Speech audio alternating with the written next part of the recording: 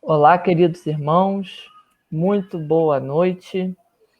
É com uma alegria que nós iniciamos mais uma reunião, hoje pelo Grupo Espírita Jesus e Maria e pelo Grupo Espírita Casa de Tiago.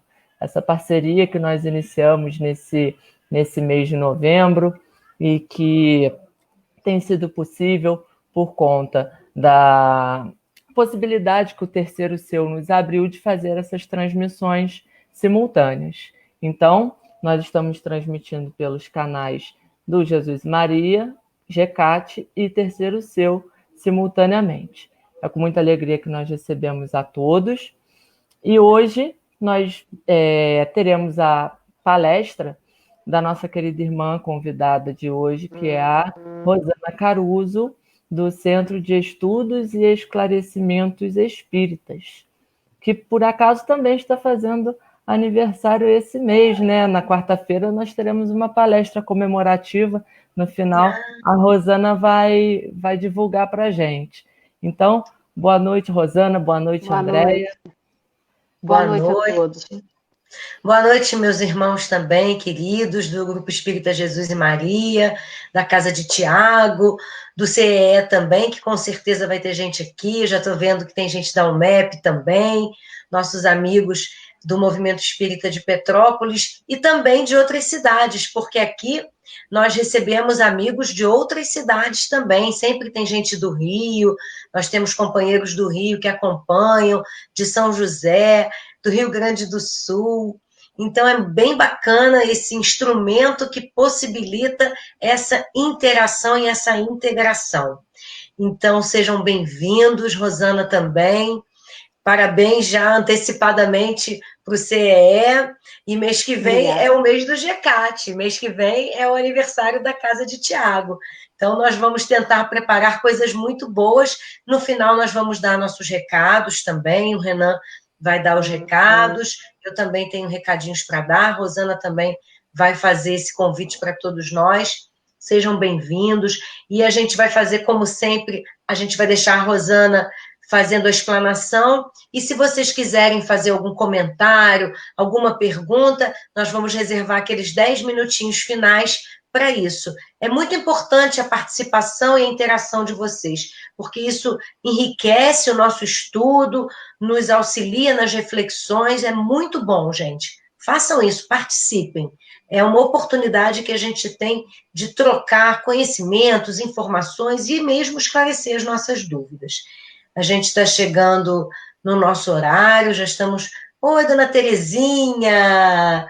Boa noite, seja bem-vinda, Tereza, Richard, pessoal, Cláudia, olha quanta gente chegando aí, Maurício, Flávio, e quanta gente. Rosana está enchendo a casa hoje, hein, Rosana? É muito bom. Bom, são 8 horas, é o nosso horário, e como a gente tem que seguir aquela recomendação de Emmanuel, disciplina, disciplina e disciplina, e a de Allan Kardec, bom senso, a gente vai fazer a leitura hoje do Vida Feliz, psicografado pelo Divaldo Franco, pelo espírito de Joana de Ângeles. Ser uma pessoa aberta às ideias, aos conceitos novos. Discute-os, compara-os com o que sabes e pensas, retirando o melhor proveito das informações que desconheces. As ideias salutares renovam a emoção, abastecendo os sentimentos com estímulos e entusiasmo. Ninguém é tão sábio que não necessite aprender mais, nem tão completo que possa dispensar outros contributos para o seu crescimento íntimo. Aprende mais, estando receptivo a novas contribuições. Muito boa essa mensagem de hoje, né? Bem oportuna. Renan, então, você pode fazer a nossa prece, por favor? Claro, vamos lá. Então, convidando os amigos, os nossos queridos irmãos que estão nos acompanhando nesse momento, a refletirem conosco, levando os seus pensamentos a Deus e a Jesus, fechando os nossos olhos.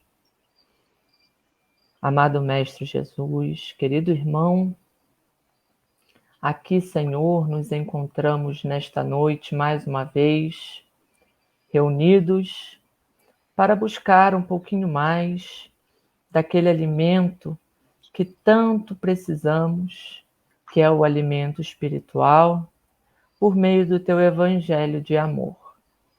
Que a nossa querida irmã Rosana possa trazer, a partir dos seus estudos, a mensagem e a reflexão necessária para que possamos colocar em prática, na medida do possível, em nosso dia a dia, partindo da premissa que estamos passando por um momento de dificuldade em nosso âmbito nacional, com as eleições, em nosso âmbito mundial, com a pandemia da Covid, e todos os outros problemas pelos quais nós passamos no âmbito pessoal.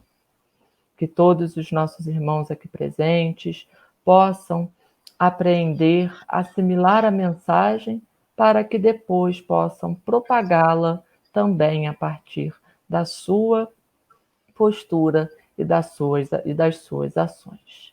Agradecidos imensamente por este momento, nós pedimos a permissão para iniciar essa reunião da noite de hoje. Que assim seja, graças a Deus. Assim seja. Muito bem. Como nós havíamos falado anteriormente, para quem está chegando agora, hoje quem está aqui conosco é a nossa irmã Rosana Caruso, e ela vai trazer para nós o tema Por que temos que vigiar? Um tema muito importante e um tema também bastante propício para o nosso contexto atual.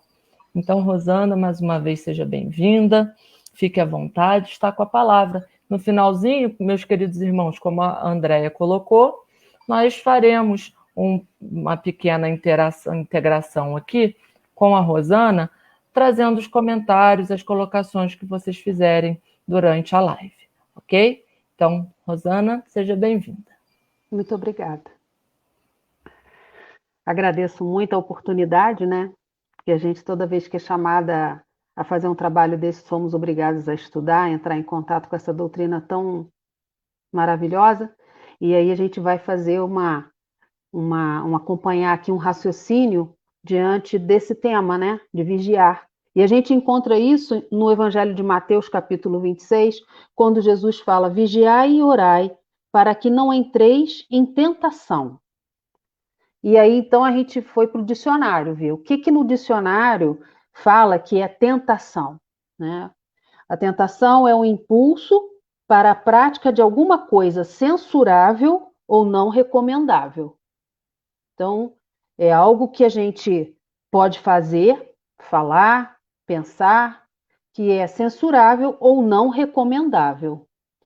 E aí, nós fomos buscar isso dentro da nossa doutrina, algumas falas, por exemplo, Emmanuel, no livro Caminho, Verdade e Vida, ele diz assim: ser tentado é ouvir a malícia própria. Malícia própria. Então, não é a do outro, é a nossa. É abrigar os inferiores alvitres de si mesmo, os inferiores desejos, pensamentos, necessidades. Porquanto, ainda que o mal venha de fora, somente se concretiza e persevera se com ele afinizarmos, ou seja, se mantivermos uma sintonia na intimidade do coração. E aí a gente já tem uma série de coisas a se pensar. Por que a gente tem que vigiar? Porque essas tentações, elas não estão fora, elas estão dentro de nós. E aí a gente vai pensar no seguinte, por exemplo, uma pessoa que não bebe, não gosta de bebida, vai numa festa e tem muita bebida. Então tem lá aquele open bar, né, que fala e tal, tem bebida à vontade.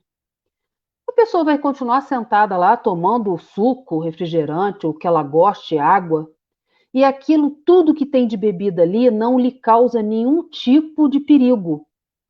Bebidas caríssimas, bebida raríssima, lindíssimo, que eles fazem uns negócios bonitos, a pessoa não bebe porque ela não gosta.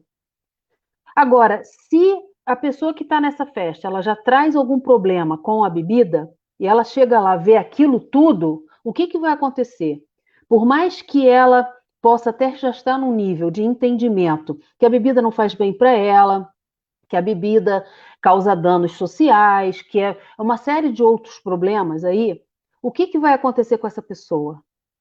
Ela não vai, talvez, resistir e vai cair em tentação. Ah, é porque tinha bebida ali. Então, hoje em dia a gente sabe que a bebida é uma droga lícita e que está dentro da nossa casa. Está dentro da casa da maioria das pessoas, aonde a gente vai, em qualquer festa, em qualquer reuniãozinha que a gente vai, geralmente tem uma bebida alcoólica. Então a pessoa vai ter que deixar de viver socialmente, vai ter que deixar de viver nas reuniões familiares, porque em qualquer lugar que vá vai ter a bebida. O problema não é a bebida que é oferecida, eu estou citando o caso da bebida, a gente podia falar de 1000 coisas. O problema é o quê? É a fragilidade que a pessoa traz em si dentro daquilo que está ali, diante da gente. Né? Quando, por exemplo, a fofoca, quem tem o hábito de falar mal das pessoas. Se não tiver hábito de falar mal, alguém pode chegar contando o que for, que o assunto vai ser interrompido ali.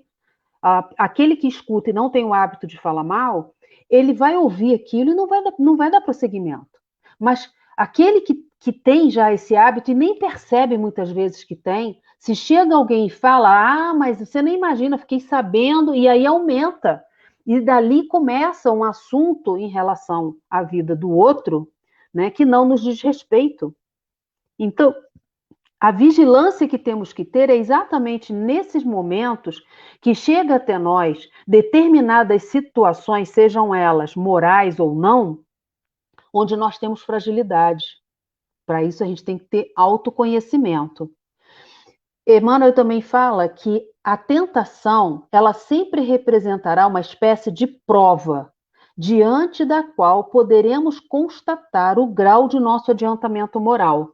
Porque, por exemplo, se eu adoro falar mal da vida alheia, alguém chega me contando alguma coisa, nossa, que dificuldade de ficar quieto, ou de perguntar para saber mais, ou de acrescentar algo que eu já sei. Como é difícil a gente ficar quieto, porque aquilo parece que fervilha dentro de nós, então cabe ali a vigilância e vai exatamente ser uma prova. Será que eu vou conseguir passar nesse teste? Será que eu já tenho vontade, né, firme, robusta para vencer essa etapa? No livro Ação e Reação, no capítulo 8, André Luiz nos diz assim: cada qual de nós vive e respira nos reflexos mentais de si mesmo, angariando as influências felizes ou infelizes que nos mantêm na situação que buscamos. E aí a gente percebe que é tão fácil, é tão melhor para a gente culpar.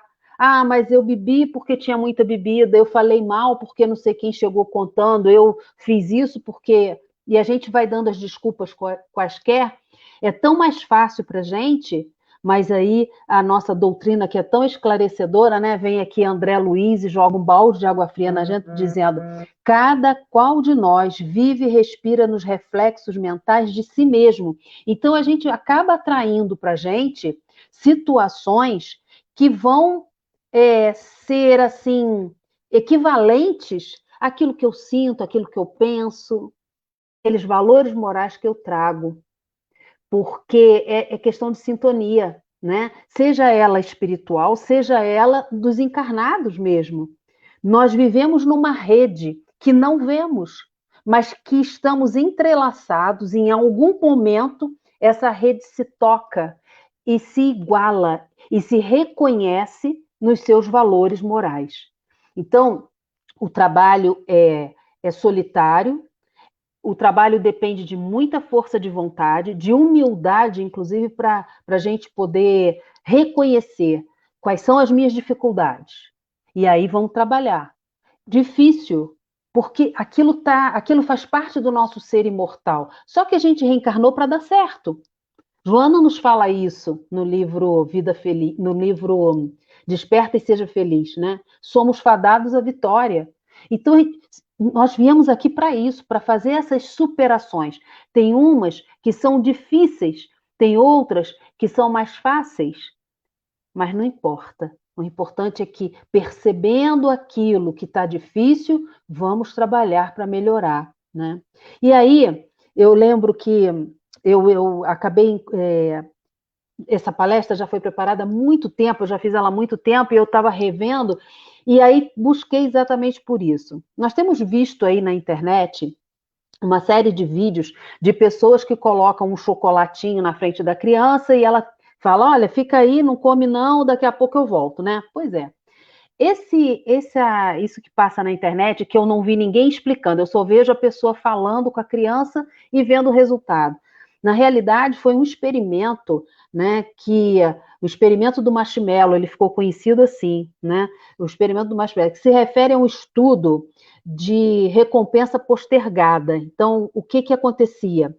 A criança era levada até aquele ambiente, sozinha, no local, vinha o pesquisador, a pesquisadora, botava na frente dele um marshmallow, às vezes era um cookie ou outra coisa assim, botava na frente dele, a criança já queria pegar, ele falava assim, não, olha, eu vou deixar você aqui nessa sala um pouco, que eu tenho que sair da sala.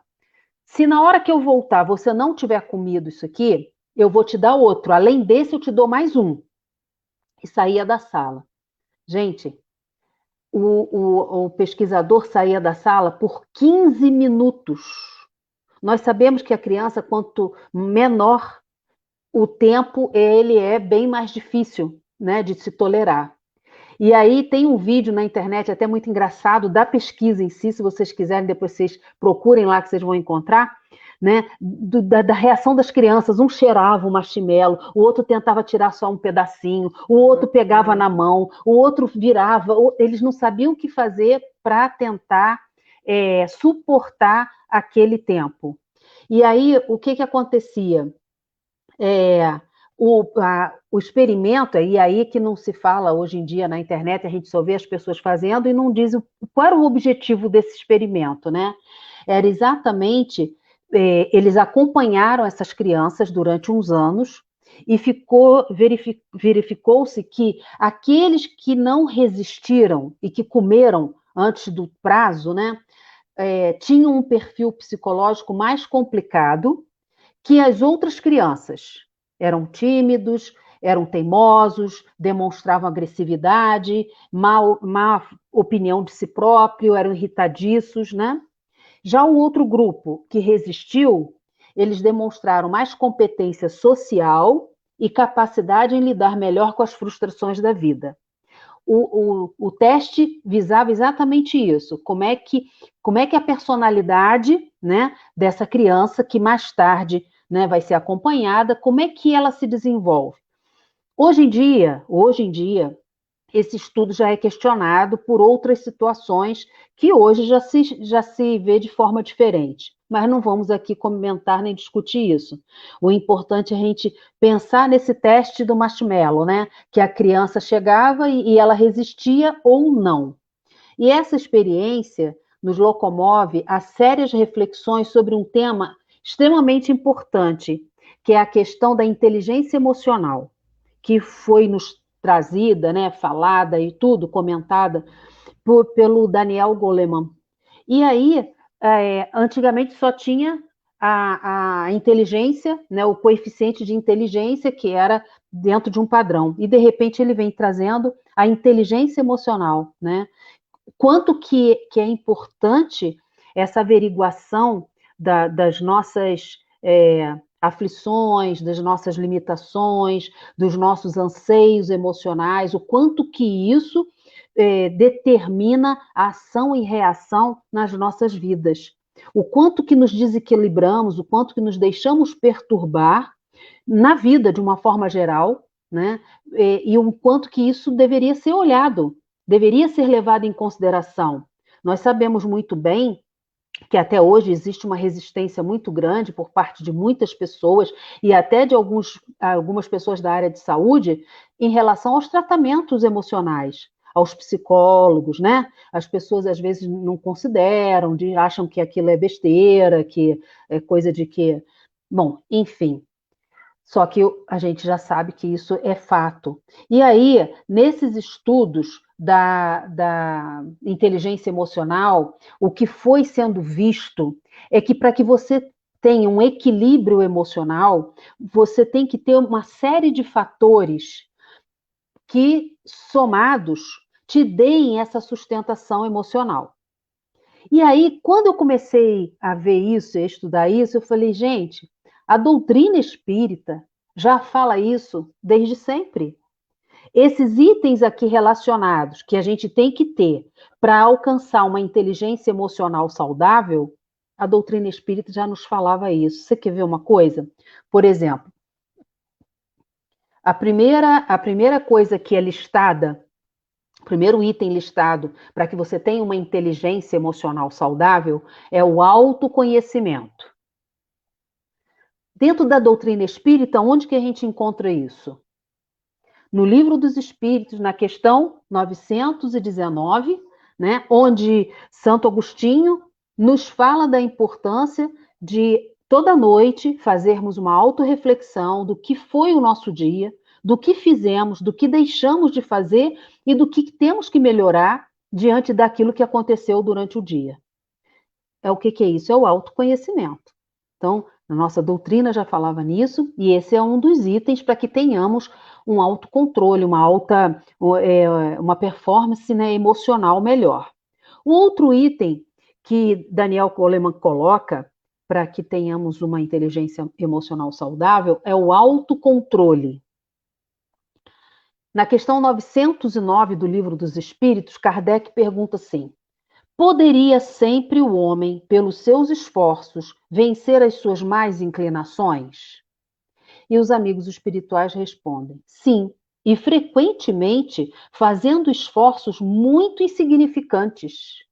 O que lhe falta é a vontade. Ah, quão poucos dentre vós fazem esforços.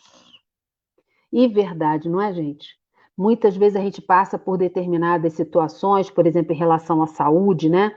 Não podemos comer alguma coisa que nos faz mal. A gente come aquilo e faz mal. Só que a gente adora. E aí a gente come e passa mal.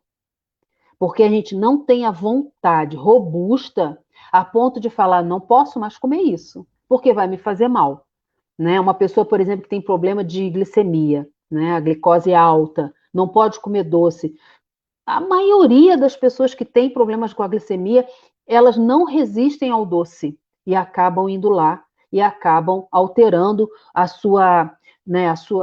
o seu quimismo, né, orgânico. Então, a gente observa que, como eles falam ali, né, que nós teríamos que fazer esse esforço, mas o que nos falta é a vontade de alcançarmos esse objetivo. Por quê? Porque não temos ainda esse autocontrole. A gente se deixa levar com tanta facilidade, exatamente numa série de questões que a gente já pode dominar. Tem outras que a gente ainda não pode dominar. Né? São situações mais difíceis, mais complexas, que envolvem uma série de outros fatores que também não vamos entrar aqui no mérito. Mas tem coisas mais brandas do dia a dia que a gente já pode resistir. Então, se os amigos espirituais estão aqui nos falando que o que depende é a nossa vontade robusta para vencermos as tentações interiores naquele item que já temos condição, então façamos esse autocontrole, para que possamos ter, inclusive, essa questão da inteligência emocional, né, desse equilíbrio. Por quê? Porque se, por exemplo, vou citar mais uma vez aqui a questão do alimento. Se tal alimento me faz mal e eu continuo comendo, eu vou me sentir mal. Se eu estou me sentindo mal, eu vou ter uma série de prejuízos na minha vida laboral, na minha vida social, na minha vida pessoal. Vai complicar para o meu lado. Então, eu não vou ficar bem. Ali, o meu lado emocional já vai ficar perturbado, né? Por conta dessa minha postura. Outra coisa que o Daniel Goleman coloca como necessário para essa inteligência emocional é a automotivação. E dentro da doutrina espírita, no Evangelho segundo o Espiritismo, nós temos no capítulo 17, que fala do homem de bem, né, no item 3, no capítulo 17 é o Sede Perfeitos, e a gente vê, quando a gente lê esse texto do homem de bem, a gente observa uma série de coisas ali que nos ajudam, né, a ter essa automotivação, para que nos tornemos o quê? Pessoas melhores, mais equilibradas, pessoas que consigamos vivenciar aquilo tudo que é listado para caracterizar o homem de bem.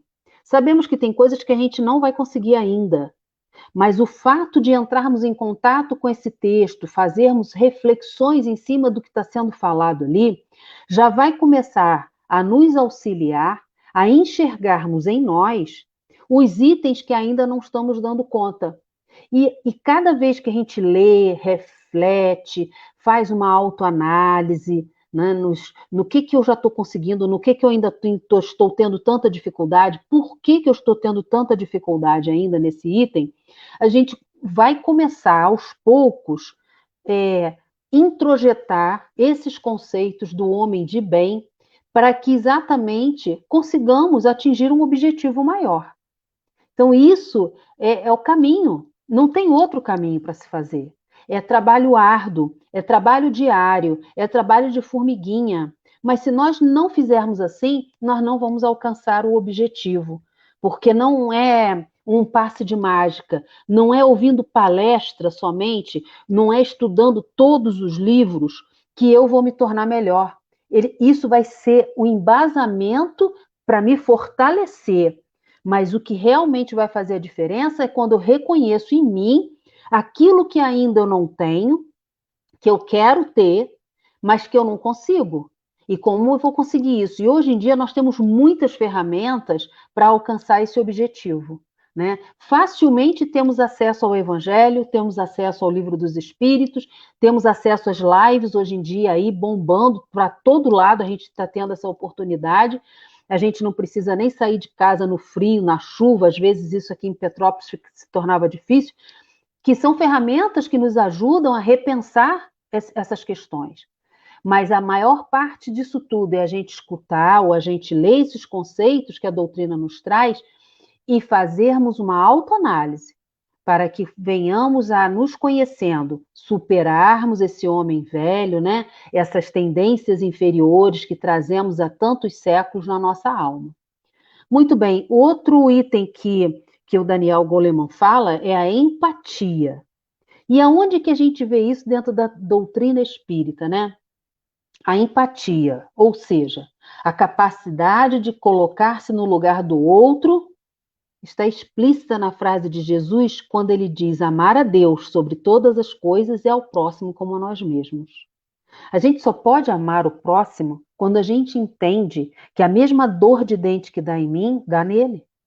Que a mesma dificuldade que eu tenho de me autocontrolar, de me autoconhecer, de fazer as transformações internas que eu tenho, que preciso fazer, essas mesmas dificuldades o outro também tem.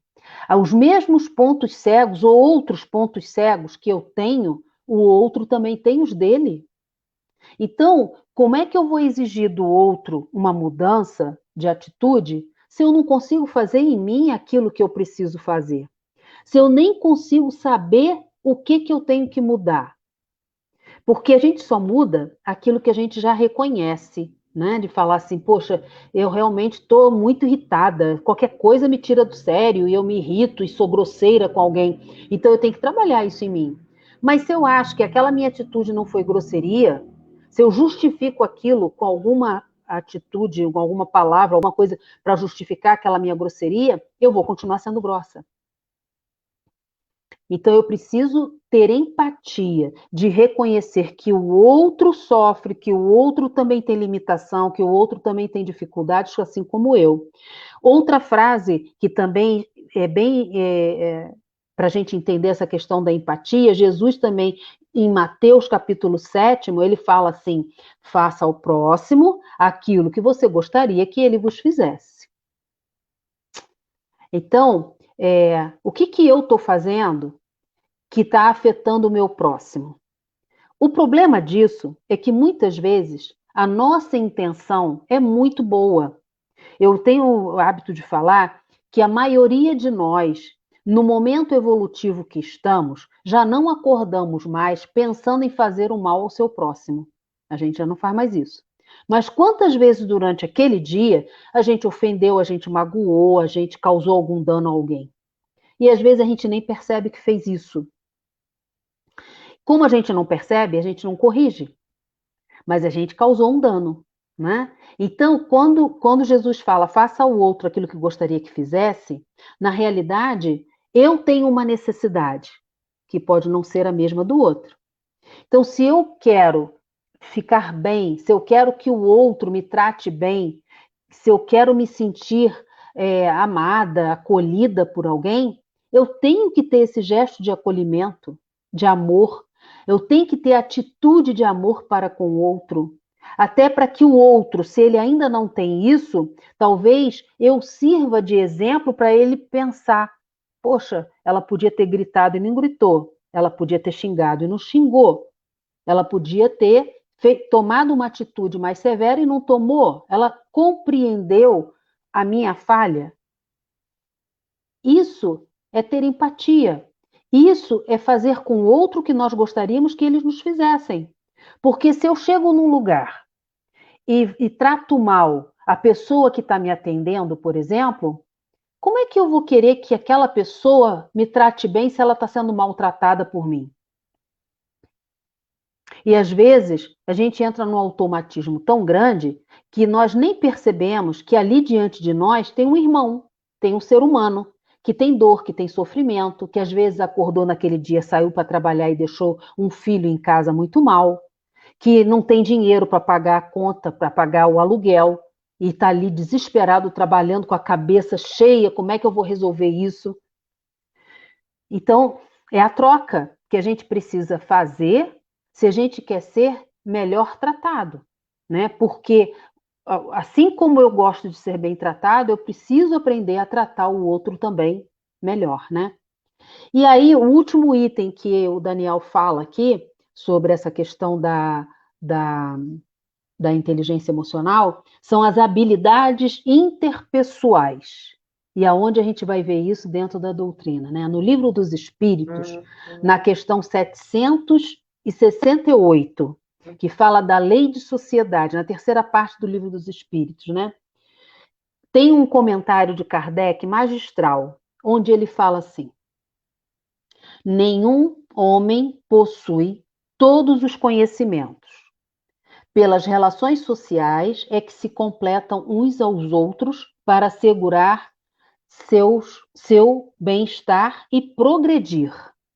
É por isso que, tendo necessidade uns dos outros, são feitos para viver em sociedade e não isolados. E aí a gente fica pensando, né? Se a gente está dentro de uma casa, é porque teve alguém que sabia construir, que veio aqui e trabalhou. Se tem uma luz elétrica chegando aqui, é porque alguém soube fazer essa instalação, não só aqui na minha casa, mas por aí afora, naquelas torres imensas. Se eu estou aqui falando através da internet, é porque existe uma série de profissionais capacitados para atuar, para que a gente possa estar usando essa ferramenta que hoje em dia é tão importante. Então, as habilidades que cada um tem. Quem é mais importante? Não tem quem é mais importante. Porque qualquer um, nesse engendramento social que faltar, o que vai acontecer? Vai haver uma falha. Por exemplo, hoje em dia a gente fica vendo coisas que acontecem em hospitais, né? Médicos que faltam, que não vão trabalhar, que por conta de que não estão recebendo qualquer coisa. O que acontece? As pessoas não param de adoecer. As pessoas não vão para o hospital somente para passar um tempo. Elas vão porque elas estão sofrendo, elas estão com dor, elas precisam de tratamento. Então, chega lá, não tem um médico. O médico não está lá. Vai fazer falta? Muita falta. Pode ser que uma pessoa até morra por conta disso? Pode ser. Ou que agrave o seu estado de saúde? Pode ser. Né? Mas se não tiver um médico, né? Se o médico estiver lá e não tiver a equipe de técnicos de enfermeiros, que são anjos, né? O paciente também vai ter um problema grave. porque são esses técnicos que cuidam do paciente enquanto eles estão lá acamados, né? Que aplicam as medicações, que dão banho, que fazem os curativos, na maioria das vezes são eles. Então, a gente percebe que em qualquer setor, se eu vou num restaurante e a cozinha não tiver higiene, eu vou pegar uma gastroenterite, eu vou ter um problema sério de uma infecção intestinal. Então, a gente percebe que aonde estivermos, a função que estivermos ocupando, precisamos fazê-la com muito rigor, com muita responsabilidade, porque um depende do outro nesse processo. São as habilidades interpessoais, e aí vem Kardec nos falando disso. Nós não somos criados para viver isolados, no isolamento. Nós somos criados para a vida de relação. Até porque, se nós pararmos para pensar, né, se eu não tenho paciência, eu só vou aprender essa habilidade se eu conviver com alguém que me tire a paciência. Porque se eu viver com alguém que eu tenho afinidade, que eu adoro, que eu amo, eu não preciso exercitar a paciência. Então, é nesse convívio com um e com o outro que a gente vai aprendendo e vai criando essas habilidades tão importantes. Por exemplo, uma pessoa que a gente fala que é ligada no 220, né? Uma pessoa elétrica que faz tudo, que vai, que fala no telefone, que cozinha, que atende a porta, que faz tudo ao mesmo tempo. Se chega uma pessoa na casa dela ou no ambiente de trabalho, que é uma pessoa mais tranquila, mais calma, que faz as coisas mais devagar, esse que é ligado no 220 vai detestar, vai ter muita dificuldade de conviver com esse tempo do outro que é mais devagar. Está errado o outro? Não, é o tempo dele. Assim como aquele que é mais apressado está errado? Não, é o tempo dele. E aí, como é que se faz? Como é que se entra num acordo para se conviver e se respeitar dentro disso que está se aparecendo ali naquele momento, né, com uma situação que a gente não tem como tirar?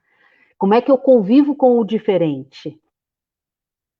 Então, essas habilidades pessoais, interpessoais, né, quando bem vivenciadas, elas nos auxiliam a termos essa inteligência emocional, esse equilíbrio emocional. É fácil, diante disso tudo que eu falei aqui, ter o autoconhecimento, o autocontrole, a empatia, a habilidade interpessoal, é fácil? Não, mas nós estamos aqui para isso. E aí a gente percebe que a nossa doutrina, ela já veio com tudo isso, para nos ensinar tudo isso, para que observássemos essas questões tão importantes no nosso dia a dia, na nossa vida interpessoal, na nossa vida, no processo evolutivo espiritualmente falando, que aprendêssemos a criar ferramentas que nos proporcionassem esse momento de um salto, talvez, né, no nosso processo evolutivo. E nem sempre a gente consegue, né? E aí a gente fala, é imperioso refletirmos se estamos, como as crianças que foram testadas, avançando sobre os marshmallows da vida, assim constatarmos, é o momento de parar, repensar e modificar os rumos existenciais para que não cheguemos ao além lambuzados pela nossa precipitação. Então, a gente tem que realmente, cabe a cada um de nós, essa autorreflexão, né? E por que temos que orar e vigiar? Porque se nós não pararmos para fazermos essa autoanálise, a gente vai só viver, vai passar pela vida, né? Sobrevivendo como qualquer animal que luta pela sobrevivência. Nós não faremos nenhuma diferença no nosso processo evolutivo se nós não tivermos esse olhar, esse cuidado, para que nos tornemos pessoas melhores. E aí, nós vamos trazer aqui um conto do livro Contos e Apólogos, de Francisco Cândido Xavier, que é o médium, e o espírito é o irmão X. E esse conto intitula-se O Homem que Nunca se Irritava. Conta-se, então, que existia um rei que era amigo da sabedoria, era um homem muito preocupado em ser realmente um bom rei.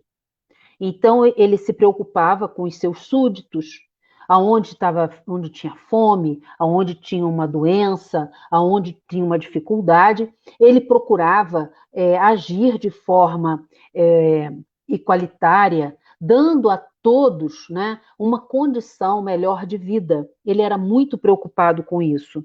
Então, ele fazia quanto lhe era possível para exercer a justiça segundo os padrões da reta consciência e demonstrava inexcedível carinho na defesa e proteção do povo através de reiteradas distribuição de lã e trigo, para que ninguém passasse nem frio nem fome.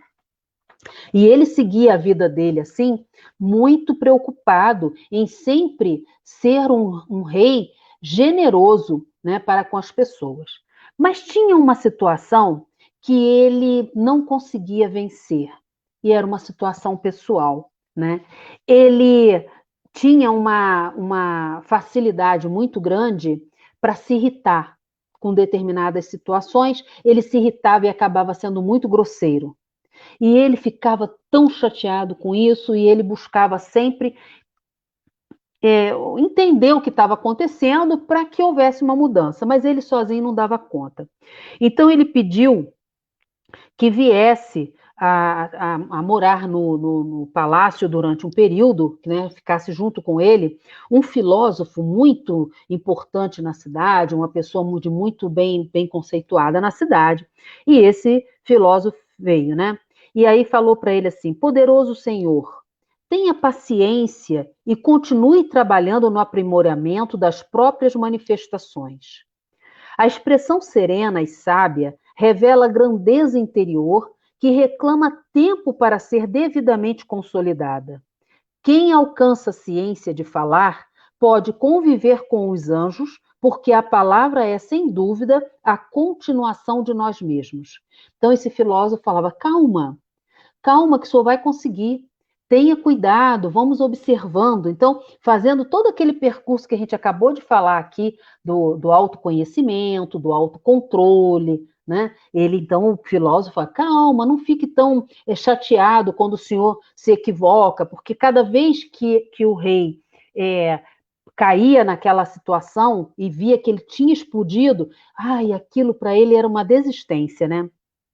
O monarca não se conformava e, em desespero, passivo, confiava-se a rigoroso silêncio, que prejudicava consideravelmente os negócios do reino. Porque, por exemplo, ele aí fala assim: então tá bom, então não vou falar mais nada, vou ficar calado. Para não ser grosso com ninguém, eu fico calado. Só que ele era um rei, ele tinha que tomar atitudes, ele tinha que dar decisões, ele tinha que ter uma vida de relação, né, com as pessoas, com os imediatos dele, para que aquele reino pudesse ter um sucesso, né, em todas as áreas, como ele gostava que fosse. E aí o filósofo falava para ele: amado soberano, a extrema quietude pode traduzir traição aos nossos deveres. A pretexto de nos reformarmos espiritualmente, não será lícito desprezar os nossos compromissos com o progresso comum. Fale sempre e não desdenhe agir. O verbo é a projeção do pensamento criador. E o rei então voltava a conversar, beneficiando o extenso domínio de que lhe cabia dirigir, mas lá chegava outro momento em que se perdia na indignação excessiva, humilhando e ferindo ministros e vassalos a que desejaria ajudar sinceramente. Então era só ele começar na vida de relação que ele tornava a cair na mesma falta. E aí ele se lamentava e ele ficava muito aflito, e o filósofo falou mais uma vez: grande soberano, tenha paciência consigo mesmo. O reajustamento da alma não é obra de um dia. Prossiga, esforce-se. Toda realização pede o concurso abençoado das horas. O rio deixaria de existir sem a congregação das gotas. Guarde calma, muita calma, e não desanime. Mas o monarca, no entanto, já num estado de desistência, depois de regular experimentação com o filósofo, despediu porque falou que não estava adiantando nada. Ele queria uma ação mais rápida, mais objetiva para alcançar o objetivo dele, que era aprender a não se irritar com as situações. E aí mandou ele embora. Mas ele continuava irritado, né? E aí ele pediu para que buscassem nas redondezas alguém que não se irritasse. Ele aí mandou um monte de gente para longe e que só voltassem o dia que encontrassem uma pessoa que não se irritasse. Porque ele queria conviver com essa pessoa para que ele pudesse aprender o que essa pessoa faz, como é que ela consegue viver sem se irritar. Depois de 30 dias de porfiada pesquisa, descobriram jubilosos o homem que nunca se irritava. Seguiram-no cuidadosamente em toda parte. Nunca falava alto e mantinha silêncio comovedor, no domicílio que lhe era próprio e fora também de casa. Durante 4 semanas foi examinado sob atenção vigilante, não perdendo um momento de observação. Trabalhava, movimentava-se, alimentava-se e atendia aos menores deveres imperturbavelmente. Apressaram-se os mensageiros em levar a boa nova ao monarca, e o rei, satisfeito, convocou assessores e áulicos de sua casa para receber o personagem admirável com a dignidade de que lhe era devida. O rei ficou exultante. Agora vai, né? O vassalo venturoso foi trazido à real presença, entretanto, quando o soberano lhe dirigiu a palavra, esperando encontrar um anjo no corpo de carne, verificou sob indefinível assombro que o homem, incapaz de irritar-se, era mudo. Sob o respeito manifesto de todos, o rei sorriu, desapontado, e mandou buscar novamente o filósofo, resignando-se a ter paciência consigo mesmo, a fim de aprender a conquistar-se pouco a pouco. Então, essa historinha vem para ilustrar exatamente tudo o que nós falamos. A mudança não acontece num passe de mágica. É trabalho de muito tempo. Talvez em uma encarnação a gente não consiga atingir essa necessidade evolutiva nossa, né? Mas já é um começo, a gente já pode começar agora.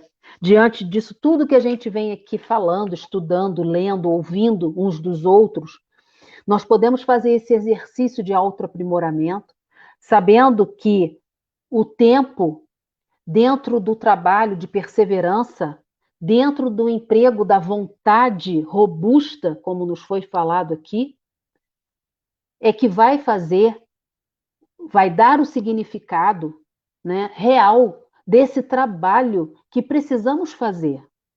Quando a gente reencarna com um propósito evolutivo de mudança, de melhoria. E o nosso planejamento reencarnatório é feito para dar certo, apesar das fragilidades que os amigos espirituais sabem que temos. Eles sabem que em determinados momentos podemos falir, mas todo o planejamento é bem feito por espíritos altamente qualificados para esse encargo, exatamente para que tenhamos possibilidade de darmos certo. Então, quando nós nos propomos a agir no bem, a melhorar, a nos modificarmos verdadeiramente, não só do verniz, mas interiormente, nos tornando pessoas melhores, não é um trabalho de um dia, como o filósofo falava para ele, para o rei. Calma, o senhor vai conseguir, vai dar certo, mas tem que perseverar, tem que ter tempo para isso. Porque, veja bem, quantas vezes e quantas vidas tivemos com esses hábitos nocivos? A gente não sabe. Hoje nós estamos tendo esse contato com a doutrina espírita, que é uma doutrina que nos esclarece, que é uma doutrina que nos mostra as possibilidades que temos de melhorarmos, nos dá essas ferramentas maravilhosas para a gente crescer. Então, vamos fazer esse trabalho incansavelmente, com a consciência de que numa encarnação nós não vamos virar anjos, porque esse não é o objetivo. Nós não sabemos quanto tempo vamos levar para fazer essa transformação, mas o mais importante é exatamente aquilo que iniciamos a palestra, né? Por que é importante vigiar? Porque eu só vou mudar aquilo que eu reconhecer em mim que precisa ser modificado. Porque está me causando mal, porque está causando mal àqueles que convivem comigo, porque eu poderia estar fazendo muito mais em prol de mim e dos outros e eu não faço. Porque eu tenho preguiça, porque eu tenho muita irritabilidade, porque eu não me interesso, não tenho empatia. Mas hoje nós já estamos aqui falando disso. Então a gente já pode começar a pensar. Peguem o Evangelho segundo o Espiritismo, capítulo 17, leiamos e vamos ler quantas vezes for necessário o texto que fala do homem de bem. Será que nós somos já pessoas de bem? Tem coisas que a gente já consegue, mas tem outras que a gente não consegue ainda. Nós viemos aqui para quê? Para uma escola? Para aprendermos e nos tornarmos melhores. Então, hoje, com esse título, né, Por que é importante vigiar? Exatamente um alerta para todos nós. Procuremos nos aprimorar cada vez mais, sabendo que temos que ter esforço, que temos que ter perseverança no bem, mas que nós vamos conseguir, porque esse é o objetivo maior. Nós temos um Pai bom e misericordioso, que nos ama profundamente, e é Ele que está nos dando essa oportunidade. Então, vamos aproveitá-la da melhor forma possível, né? Muito obrigada a todos vocês que ficaram aí me ouvindo, e que possa ter sido proveitoso para todos esse repensar, porque isso a gente já ouviu, né? Mas só uma lembrança de retomarmos essas questões e esses textos para nos ajudar nesse processo de crescimento espiritual. Muito bem, o que eu tinha para trazer era isso. Agora fica aí por encargo de vocês. Muito bom, muito material para a gente pensar, refletir, né? Para a gente pensar, refletir e colocar em prática, né? E colocar em prática. Eu vou fazer, assim, enquanto você estava falando contando essa história, né, esse conto, eu lembrei de uma palestra que eu escutei recentemente do Arthur Valadares, e ele falava uma coisa muito interessante, que tem a ver com essa questão do tempo que você abordou, Rosana, né, que tem tempo, né, a natureza não dá saltos, Deus mostrou isso para nós quando da construção de todo o reino, né? Uma mangueira não produz mangas saborosas, perfumadas e docinhas da noite para o dia, né? Que a árvore ela só dá frutos depois que ela cresce, depois de muito tempo. E o que eu ouvi do Arthur achei muito interessante, que a árvore, antes dela crescer para fora da terra, ela tem que fincar suas raízes. Ela tem que crescer para baixo, para estar firme o suficiente para poder crescer com segurança, né, e produzir com segurança. Estou fazendo essa analogia porque não que a gente vai descer, não é isso, mas a gente precisa, esses passos na nossa evolução, no caminho da nossa evolução, eles têm que ser firmes, a gente só evolui com passos muito firmes, né, Rosana? São os conceitos, né, que saem da teoria e passam a fazer parte da nossa atitude, da nossa estrutura moral. Então aí passamos a ser aquilo, não estar, mas agora eu já não corro mais a tentação daquela situação externa, porque eu já criei, né, uma robustez moral que me proporciona essa evolução, né? Criar raízes. Muito, muito bom, muito bom. A gente tem uma participação aqui muito interessante. Olha só. A caminhada é longa, inúmeras encarnações, conquistas e derrotas, mas o fundamental é a atitude, a vontade sincera para mudar no bem. Está muito relacionado com aquilo que você comentou, né, Rosana? Que muitas vezes a gente se esforça muito pouco para colocar em prática aquilo que de fato a gente necessita, né? Que está lá no Livro dos Espíritos. A gente sabe a necessidade da mudança, a gente muitas vezes tem consciência do que é certo e do que é errado, mas estamos numa zona de conforto que acaba fazendo com que a gente prefira se manter naquela situação, a dar um passo à frente e mudar um pouco a nossa característica, voltada para o bem, voltada para o amor ao próximo, a empatia, o exercício da empatia, ao invés de nos mantermos naquela situação em que ainda continuamos. Por isso, a gente sempre ouve de diferentes palestrantes, em diferentes momentos, a gente precisa ser espírita no ambiente da casa espírita e fora dele. Porque na casa espírita a gente ouve, a gente sabe muito disso, a gente sabe que a doutrina nos orienta muito bem em relação a isso. Mas a dificuldade, ela existe. Porém, a gente precisa se esforçar, não é? Tem duas coisas aí que eu gostaria de falar. Uma é que essa caminhada, talvez ela se torne mais difícil porque ela é solitária. E muitas vezes, quando a gente começa a fazer essas mudanças internas e profundas, a gente fica sozinho mesmo. A gente, às vezes, cria até problemas em casa, no nosso meio social, na nossa vida de relação, às vezes conjugal, profissional, porque a gente já não quer mais, já não se sente mais atraído por muitas coisas que antes nos atraíam. E aqueles que estão ao redor e que não entendem esse processo, eles começam a fazer muitas críticas. Eles começam a se afastar, a gente se torna chato, se torna fanático, a gente recebe uma série de adjetivos que nem sempre a gente tem fortaleza para bancar aquilo. Não, realmente eu não quero mais fazer isso, né? E aí, conforme você falou aí, o Renan, sobre a gente ser espírita em qualquer lugar, tem uma mensagem belíssima de Emmanuel no livro Religião dos Espíritos, que intitula-se Doutrina Espírita, que lá no final ele fala assim, ele é muito contundente, né?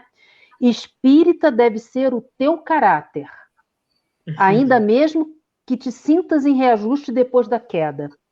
Espírita deve ser a tua conduta, ainda mesmo que estejas em duras experiências. Espírita deve ser o nome do teu nome, ainda mesmo respires em aflitivos combates contigo mesmo. E aí vai, ainda continua, é uma mensagem grande. Só esses 3 parágrafos aqui, né, já nos chacoalha muito, porque, como a Andréia falou, né, muito será pedido a quem muito foi dado. Então, nós estamos recebendo uma série de notícias, uma série de orientações de esclarecimento para sairmos do charco. E aí, o que nós estamos fazendo com isso? A gente acha bonita a palestra, a gente acha linda a mensagem, mas fica só nisso? Quando é que nós vamos fazer exatamente esse salto quântico de sermos espíritas, não no rótulo religioso? Jesus não falou em religião, né? Mas na fortaleza moral do bom ânimo de nos tornarmos pessoas melhores. Maravilha. A Andréia Cariús pediu as obras citadas e aí agora a outra Andréia eu acho que está respondendo ali para ela. Estou respondendo. Né? Botei Inteligência Emocional, do Daniel Goleman, né? Isso. Que a Rosana citou. Esse agora, Religião dos Espíritos, que é do Emmanuel. Contos e Apólogos também, não foi, Rosana? Contos e Apólogos é do Irmão X, né? Irmão do Chico.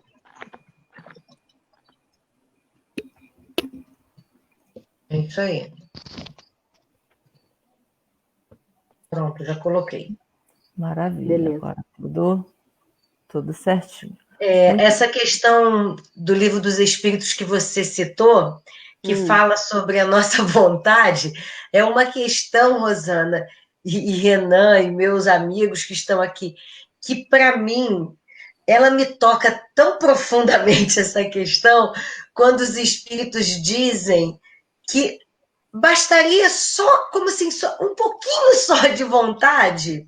E aí eu vou direto para Leon Denis, quando diz que você vê como a coisa está interligada, né? Leon Denis diz que a vontade é a maior potência da alma.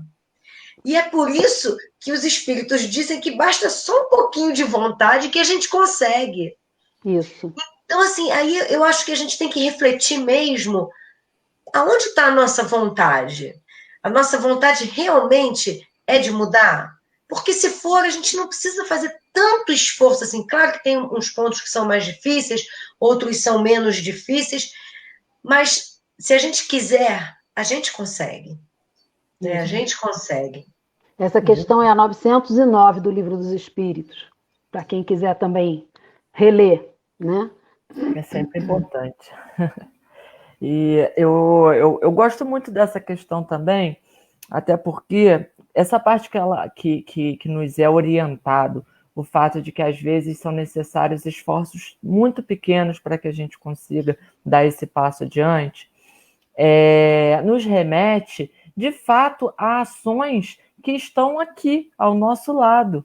E que quando a gente consegue perceber e a gente acaba fazendo, a gente se dá conta, poxa, quanto tempo eu perdi.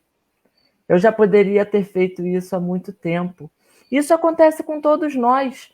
E, assim, eu acho que esse baque, essa consciência, muitas vezes, em um determinado momento, ela pode até nos bater, nos remeter a algo que não seja tão positivo, aquela dor mesmo na consciência, né?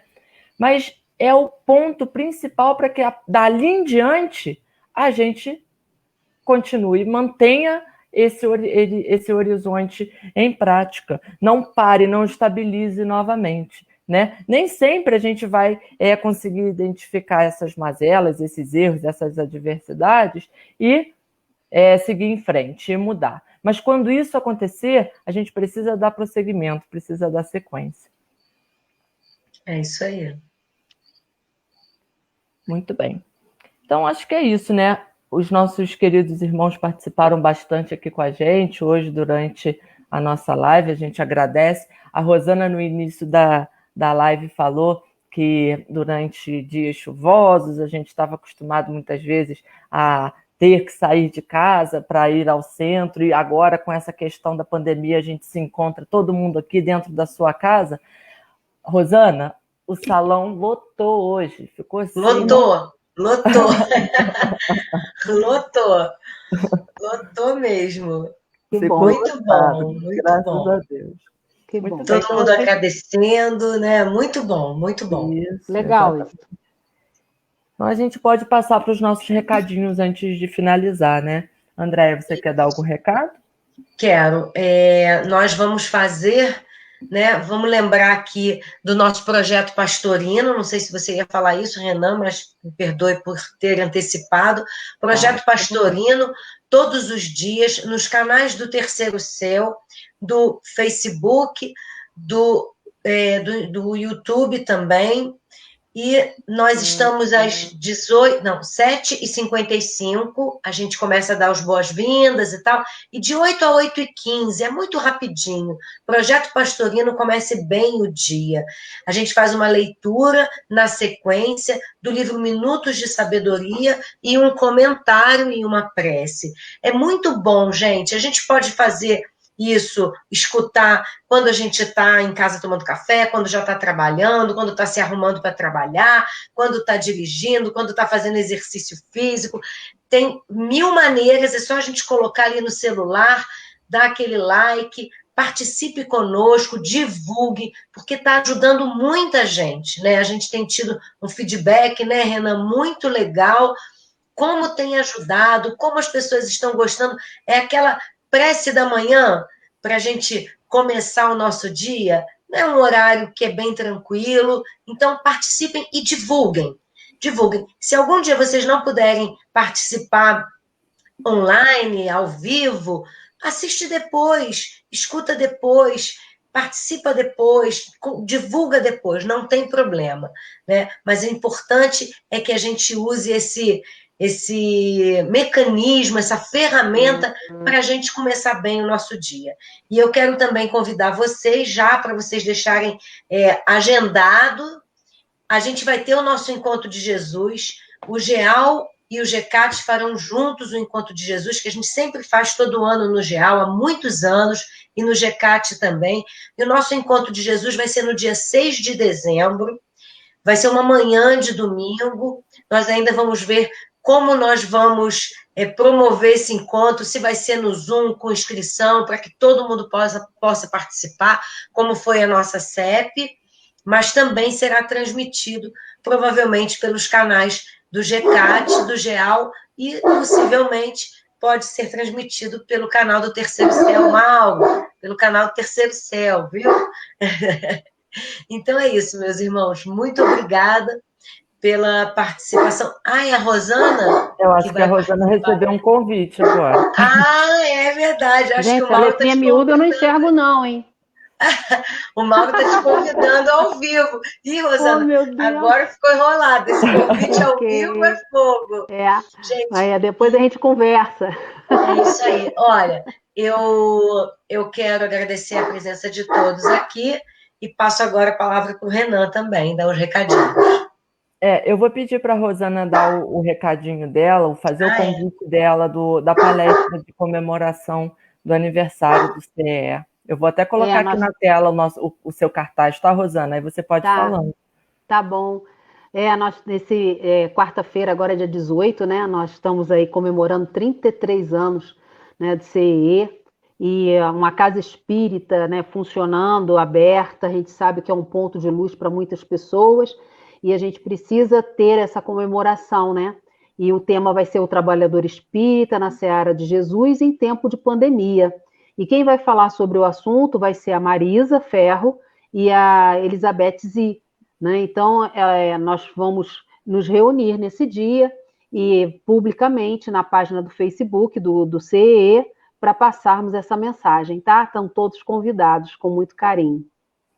Muito bem. Estaremos com certeza juntos para dar para colaborar também com a audiência dos nossos queridos irmãos e principalmente aprender um pouquinho mais, não é? O último recado é sobre o nosso canal, né? O canal do YouTube, do Terceiro Seu, que algumas pessoas ainda, se porventura não se inscreveram, que se inscrevam, porque é importante para nós, por conta das transmissões ao vivo, que nós teremos a possibilidade de fazer a partir dos 1.000 inscritos, mas também nós aproveitamos, né, Andréia, para divulgar os nossos canais das nossas casas, tanto o Grupo Espírita Jesus e Maria, quanto do GECAT. Estamos também no YouTube com as nossas palestras. Então, além do canal do Terceiro Seu, vocês podem se inscrever no canal do Jesus e Maria e no canal do GECAT. De resto, eu acho que era isso. A gente agradece mais uma vez a Rosana. Andréia, você pode fazer a nossa prece? Está com o microfone desligado. Eu sei, é porque hoje a Gata Espírita, deixa eu explicar, meus amigos, estão perguntando da Gata Espírita. Hoje a Gata Espírita não participou da palestra porque ela ficou comigo a tarde inteira enquanto eu trabalhava em casa, porque hoje eu trabalhei em home office, então ela ficou comigo, então ela foi dar uma volta. Eu já estava cansada de ficar do lado do computador. Então, meus irmãos, semana que vem teremos aqui o Márcio Assis, que é lá de Três Rios. Márcio é um companheiro, amigo muito querido, e vai fazer a nossa live na próxima segunda-feira.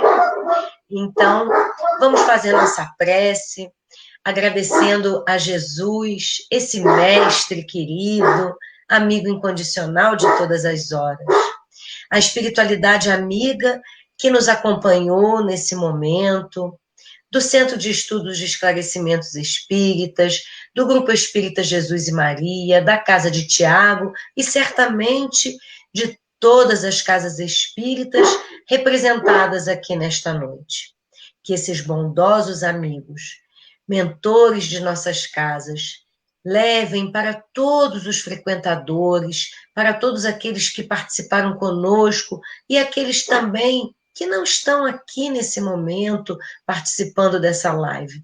Levem fluidos de harmonia, de saúde, medicamentos para quem necessite.